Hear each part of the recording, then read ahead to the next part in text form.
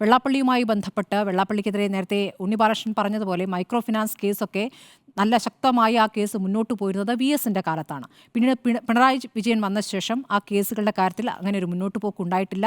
വെള്ളാപ്പള്ളിയുടെ ഒരു രീതി എന്ന് വെച്ചാൽ മകനെ അവിടെ BJPയെ പിന്തുണയ്ക്കാൻ മറ്റൊരു രാഷ്ട്രീയ പാർട്ടി ഉണ്ടാക്കി, മോദിയെ പുകഴ്ത്താൻ മകൻ, ഇവിടെ CPMനെ പുകഴ്ത്താൻ ഞാൻ മതി എന്ന രൂപത്തിൽ അവിടെയും ഇവിടെയും പറയും. മോദി നല്ല പ്രധാനമന്ത്രി, പിണറായി വിജയൻ നല്ല മുഖ്യമന്ത്രി, ഇതാണ് രീതി.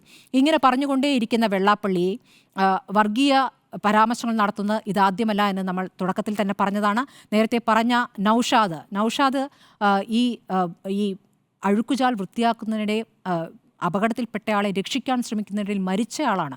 ആ നൗഷാദിൻ്റെ കുടുംബത്തിന് സഹായം നൽകിയാണ് സർക്കാർ ചെയ്തത്. ആ സഹായത്തെയാണ് വർഗീയമായി കണ്ട് പ്രതികരിച്ചത്.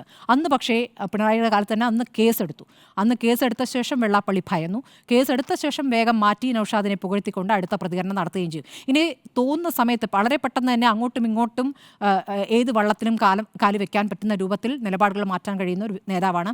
അങ്ങനെയുള്ള വെള്ളാപ്പള്ളിയാണ് ഇവിടെ ശബരിമല പ്രക്ഷോഭം, ശബരിമല സമരങ്ങൾക്കൊക്കെ ശേഷം ഇവിടെ സർക്കാർ രൂപീകരിച്ച നവോത്ഥാന സമിതിയുടെ അധ്യക്ഷനായി നിശ്ചയിച്ചത്.